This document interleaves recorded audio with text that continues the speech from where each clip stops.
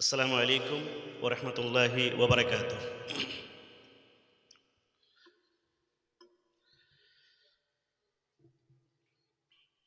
ان الحمد للہ نحمده ونستعینه ونستغفره ونؤمن به ونتوکل علیہ ونعوذ باللہ من شرور انفسنا ومن سیئات اعمالنا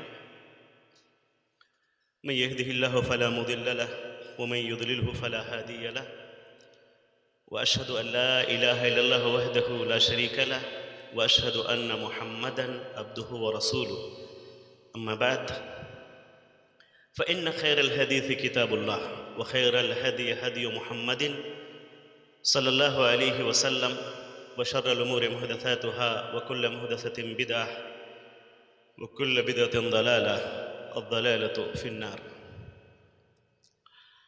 اعوذ باللہ السمیع العلیم من الشیطان الرجیم، بسم اللہ الرحمن الرحیم۔ یا ایہا الذین آمنوا ادخلوا فی السلم کافہ ولا تتبعوا خطوات الشیطان انہ لکم عدو مبین۔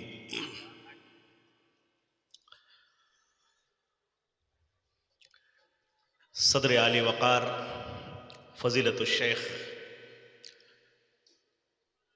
ارشد مختار حفظہ اللہ،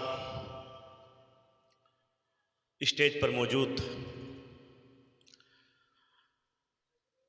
تمام علماء کرام، میں کن کن کا نام لوں؟ سب یہاں پر آفتاب و مہتاب ہیں، سب اسٹارز ہیں، بلکہ سب گلیکسی ہیں۔ گلیکسی اس لیے کہ اگر میں صرف شیخ مزمل صاحب کے بارے میں بولوں کہ وہ استاذ الاساتذہ ہیں، یہ مبالغہ نہ ہوگا۔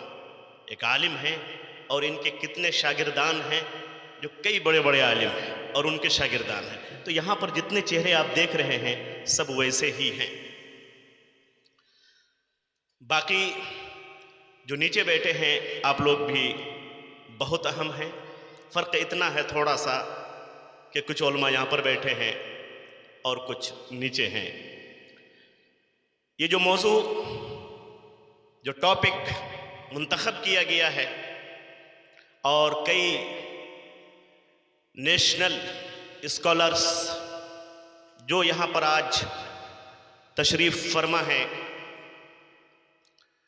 آپ حیران ہو جائیں گے سن کر ان کی باتیں، اور آپ کو عجیب لگے گا کہ اتنے خشک موضوع پر بھی اس قدر اہم تقریر اور دل پذیر تقریر ہو سکتی ہے کیا پچھلے سال اسی اسٹیج پر، اسی دارالمسلمین کے پروگرام میں آپ لوگوں نے وراثت ہی کے موضوع پر، میراث ہی کے موضوع پر فضیلت الشیخ کفایت اللہ سنابلی کو نہیں سنا؟ اسی دارالمسلمین کی سرزمین میں جو پروگرام ہوا تھا، اور اس میں مجھے یقین ہے اور آپ لوگ گواہ ہیں اس کے کہ سب سے بہترین تقریر جو جذباتی انداز میں ہوئی تھی، 2 تقریریں ہوئی تھی یاد ہے، اور پورا آپ لوگ بھر گئے تھے، اور آج بھی وہی منظر پیش کرنا ہے انشاءاللہ، اور جم کے جٹ کے رہنا ہے۔ ایک تقریر تھی فضیلت الشیخ ڈاکٹر نوح عالم صاحب کی، جو قرآن کے تعلق سے انہوں نے کی تھی، یاد آئی کہ نہیں وہ چیز، وہ تقریر آپ لوگوں کو؟ اور دوسری تقریر تھی شیخ کفایت اللہ سنابلی صاحب کی میراث کے اوپر، تمام لوگوں نے پسند کی وہ تقریر، اور آج وہ دونوں بھی ہیں اور پلس بھی ہیں ہمارے پاس۔ ڈاکٹر نسیم صاحب موجود ہیں اور تمام اور بھی بڑے بڑے علماء کرام جن کو آپ جانتے ہیں چہرے سے، میں نام لے کر اپنے نہیں چاہتا ہوں کہ زیادہ وقت اس میں جائے۔ یہ تمام علماء کرام یہاں پر موجود ہیں، اور میں مبارکباد پیش کرتا ہوں فضیلت الشیخ ابو یاسر شمیم اختر اصلاحی صاحب کو کہ انہوں نے، بلکہ یوں کہا جائے کہ اللہ نے ان کو توفیق دی اور ان کی دعوت پر ہندوستان کے میراث کے موضوع پر جو جماعت اور جمعیت اہل حدیث کے جو عظیم فنکار ہیں، جو اسکالرز ہیں، جو بڑے علماء ہیں، جن کی بات سنی جاتی ہے، جن کے فتوے پر اعتبار کیا جاتا ہے، وہ سب کے سب ان کی چھوٹی سی دعوت پر آج یہاں پر اکٹھا ہیں، یہاں موجود ہیں۔ یہ محض اللہ تبارک و تعالیٰ کا فضل ہے، احسان ہے کہ آج ٹھوا پارا جیسی سرزمین پر جس کو کوئی نہیں جانتا تھا، آج ہندوستان کے چوٹی کے علماء ایک ایسے ٹاپک کو لے کر یہاں پر موجود ہیں جن پر بات کرنے کے لیے بڑے بڑے عالم، بڑے بڑے اسکالر تھراتے ہیں، ان کی زبان لڑکھڑاتی ہے، اس لیے کہ میں نے دیکھا ہے بہت قریب سے کہ تقریر کرنے والے، اسٹیج پر دھارنے والے بھی جب اس موضوع پر بات کرتے ہیں تو ان کو پتا ہے کہ میں موضوع پر نصوص تو مجھے یاد ہے، میں تقریر تو کرنے جاؤں گا، لیکن میرا عالم یہ ہے کہ میں نے بھی اپنے گھر میں وہی کر رکھا ہے جو سماج میں چلا ہوا ہے۔ میرے بھائیوں، یہی سبب ہے کہ بہت سارے علماء، بہت سارے مقررین اس ٹاپک کو نہیں اپناتے ہیں۔ انہیں معلوم ہے کہ آج سوشل میڈیا کا دور ہے، جب میں اس ٹاپک پر بات کروں گا یہ بات رنگ ہو جائے گی، سوشل میڈیا میں، واٹس ایپ میں، فیس بک میں، میرے گھر میں بھی یہ بات پہنچے گی، پھر میری بہن اٹھے گی، میرا دامن کل قیامت کے میدان میں بھی پکڑے گی اور آج اس دنیا میں بھی پکڑے گی۔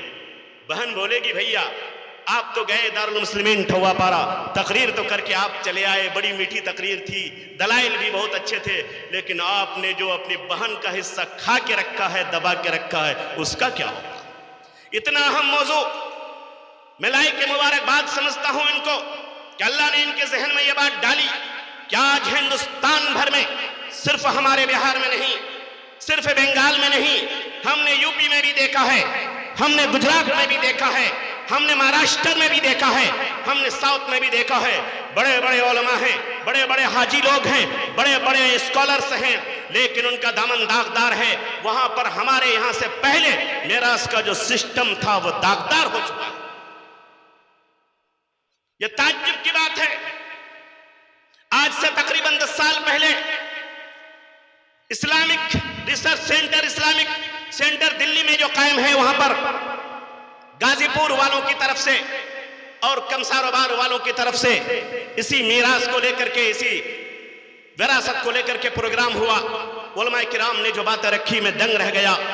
میں سوچتا تھا اتر پردیش کی سرزمین میں، یو پی کی سرزمین میں بڑے بڑے ادارے ہیں، ہر مسلک کے بڑے ادارے ہیں، اہل حدیث کے بڑے ادارے ہیں، دیوبند کے بڑے ادارے ہیں اور بریلیوں کے بھی بڑے ادارے ہیں۔ ہم یہاں سے وہاں جاتے ہیں علم لینے کے لیے، علم حاصل کرنے کے لیے، وہاں تو علم بہت ہے، شاید وہاں پر یہ بیماری نہیں ہوگی، لیکن اسلامک کلچرل سینٹر کے اندر ہونے والے پروگرام اس بات پر شاہد ہیں کہ جو نوبت یہاں پر ہے وہی حالت وہاں پر بھی ہے، بلکہ اس سے بدتر حالت ہے۔ میرے بھائیوں، یہ اسلام کا ایک خوبصورت نظام تھا، عدل پر مبنی نظام تھا کہ اللہ تبارک و تعالیٰ نے باپ کے مال میں، ماں کی جائیداد میں بیٹے اور بیٹیوں دونوں کا حصہ مقرر کیا ہے۔ علماء کرام آئیں گے، اپنے موضوع پر تفصیل کے ساتھ بات رکھیں گے، ڈیٹیل سے میں بات رکھیں گے کہ بہن کا کتنا حصہ ہے، بھائی کا کتنا حصہ ہے اور کس کا کتنا حصہ ہے، آپ تفصیل سے اس میں سنیں گے انشاءاللہ۔ میں صرف یہ عرض کرنا چاہتا ہوں کہ ایک خوبصورت نظام تھا جس سے آپس میں محبت بڑھتی۔ اگر ایک گھر میں ایک باپ کی اولاد میں اگر 4 اولاد 5 اولاد ہیں اور ان میں سے کسی کے پاس اللہ نے بعد میں کافی دولت دے دی، کسی کو دولت نہیں دی ہے، تو اللہ تبارک و تعالیٰ نے اسلام کے اس میراث کے نظام کے ذریعہ کم از کم اتنا تو کر دیا کہ ٹھیک ہے بعد میں اللہ تعالیٰ نے تمہاری محنت کی بنیاد پر تم کو کروڑ پتی بنا دیا ہے، لیکن تمہارا وہ بھائی، تمہاری وہ بہن جو غریبی ریکھا کے بہت نیچے ہے اور بہت غربت کے عالم میں وہ زندگی تمہاری بہن گزار رہی ہے، تو اس کے حق میں اللہ تبارک و تعالیٰ نے اس امیر بھائی کے لیے جتنا مال رکھا ہے اس غریب بہن کے لیے اتنا ہی مال رکھا ہے۔ کم از کم اس کو جینے کے لیے اللہ کی طرف سے یہ فرمان موجود ہے، یہ سہارا موجود ہے، اس سے آپس میں محبت بڑھتی۔ یہ سسٹم جو خاندان کا ہے مضبوط ہوتا، بھائی اور بہن میں آپس میں پیار بڑھتا، محبت بڑھتی، لیکن ظالم انسانوں نے پیارے نبی جناب محمد رسول اللہ صلی اللہ علیہ وسلم کے عدل پر مبنی سسٹم کو، میراث جیسے سسٹم کو اپنے قدموں تلے رون دیا۔ حدیث قرآن پر ایمان لانے والے اور جو لوگ آج آئی لو محمد کا نعرہ لگاتے ہیں، ان کے گھر میں بھی اگر تلاشی لی جائے تو وہ بھی اتنے ہی حمام میں ننگے ہیں جتنے اور دوسرے لوگ ننگے۔ اس سے کام چلنے والا نہیں ہے میرے بھائیوں۔ عالم یہ ہے کہ آج سے تقریباً 10 سال پہلے پورنیا کے پاس سے گاؤں ہے، گاؤں کا نام برسونی ہے، میری تقریر تھی وہاں پر جہیز کے اوپر، میں وہاں پر گیا، جانے کے بعد میں نے تقریر کی، تقریر کے دوران مجھے جوش آیا، میں نے کہا اے نوجوانوں، جہیز پہ مجھ سے تقریر کروا رہے ہو، اچھی بات ہے، لیکن کیا صرف جذباتی تقریر سنو گے یا عمل بھی کرو گے؟ اے یہاں پر ٹھوا پارا کی سرزمین پہ آج میری تقریر سننے والوں گواہ رہنا، اس واقعے پر گواہ رہنا اور اگر ہو سکے تو گھر جا کے سوچنا. میں کھڑا ہوا, تقریر میں نے کی, تقریر کے دوران میں نے کہا نوجوانوں عمل بھی کرو گے یا صرف جوش میں آ کر کے بہت واہ واہ کرو گے؟ کہا کہ نہیں مولانا, ہم لوگ عمل کرنے کے لیے تیار ہیں. میں نے کہا کہ مجھے ایک نوجوان چاہیے جو بغیر جہیز کے شادی کرنے کے لیے تیار ہو. اللہ کی قسم ایک نوجوان کھڑا ہوا, دوسرا کھڑا ہوا, تیسرا کھڑا ہوا, چوتھا کھڑا ہوا, اور دیکھتے ہی دیکھتے 25 نوجوان کھڑے ہو گئے. کتنے؟ بولو کتنے نوجوان کھڑے ہو گئے؟ بولو زور سے, کتنے؟ 25. آپ میں سے کتنے نوجوان ہیں جو بغیر جہیز کے شادی کرنا چاہتے ہیں؟ ابھی پتہ چل جائے گا. ماشاءاللہ, ایک نوجوان کھڑے ہو جائیے آپ. ماشاءاللہ. کیا نام آپ کا؟ جی نوید عالم. ماشاءاللہ. کہاں گھر ہے؟ چھترگاچھ. میں اللہ سے دعا کرتا ہوں کہ اللہ آپ کو اس دنیا میں اس قدر دے دے کہ جہیز لینے کی آپ کو نوبت نہ آئے, اور آخرت میں تو اللہ بے حساب دے گا. اور کوئی نوجوان ہے؟ آپ ہاتھ اٹھانے سے نہیں ہوگا, کھڑے ہو جائیے.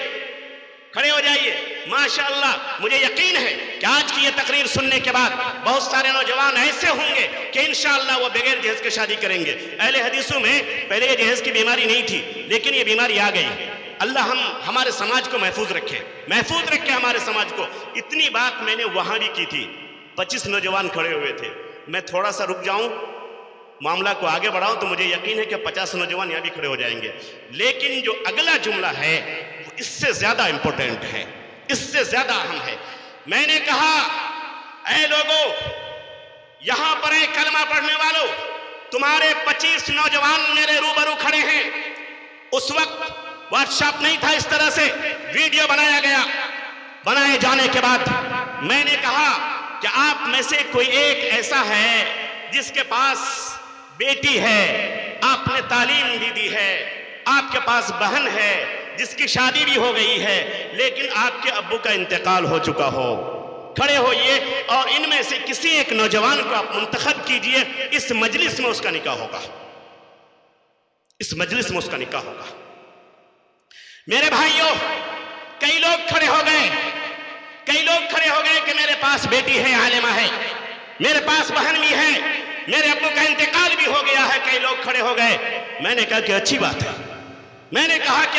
ہے, لیکن اب میں ایک شرط لگاتا ہوں, وہ یہ کہ آپ کا بیٹا بھی جب شادی کرے گا تو آپ بھی جہیز نہیں لیں گے. کتنے باپ ہیں؟ ہاتھ اٹھائیے.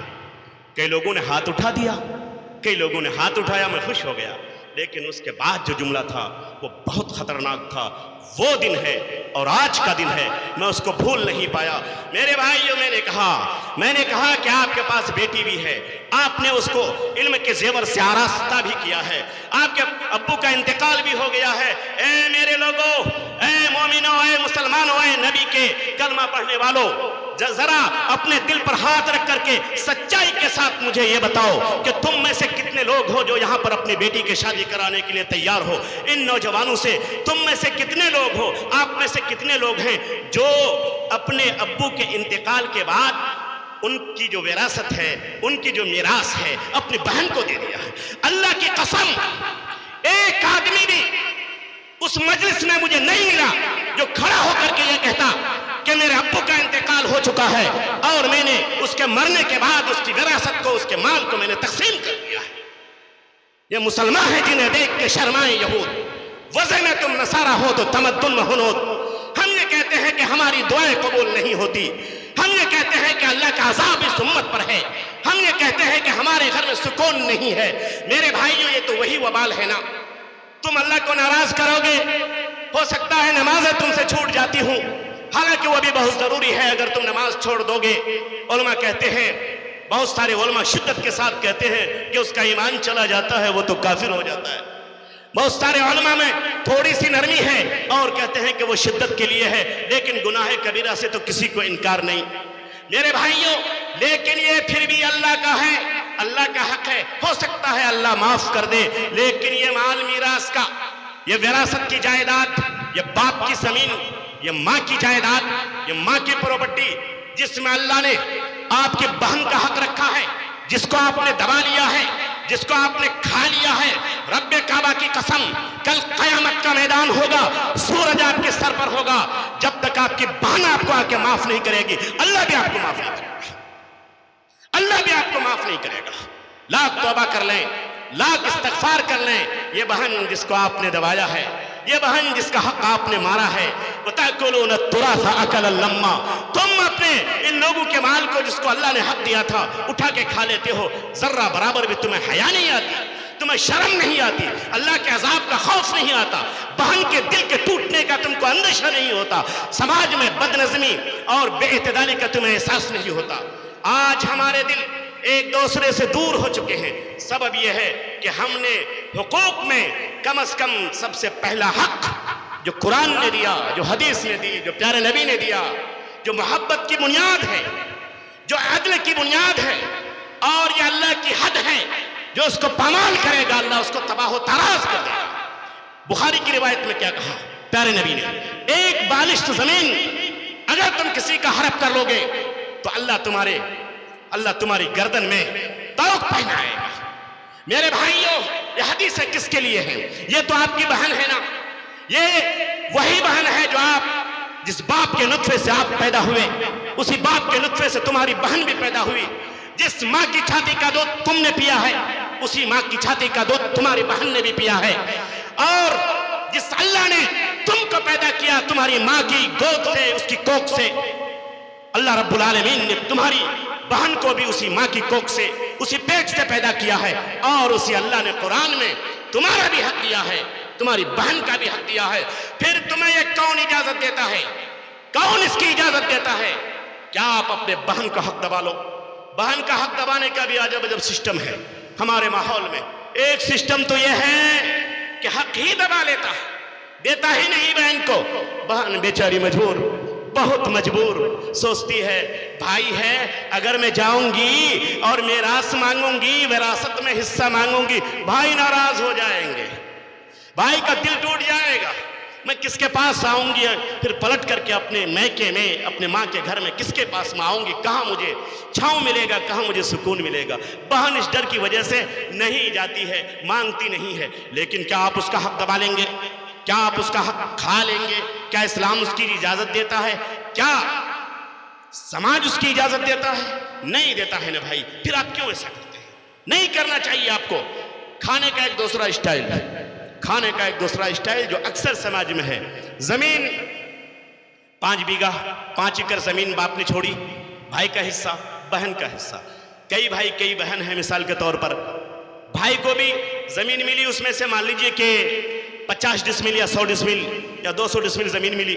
بہن کو بھی اس کا آدھا زمین ملی, آدھی زمین ملی بہن کو, ڈبل بھائی کو.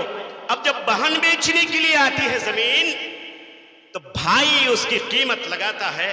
اگر وہ 1 لاکھ روپے ڈسمل ہے تو بھائی کہتا ہے بہن کی زمین ہے نا, میری بہن ہے نا, اپنائیت کا مسئلہ ہے, چلو 40,000 بھی دے دیں گے تو چلے گا, 50,000 تو بہت ہے.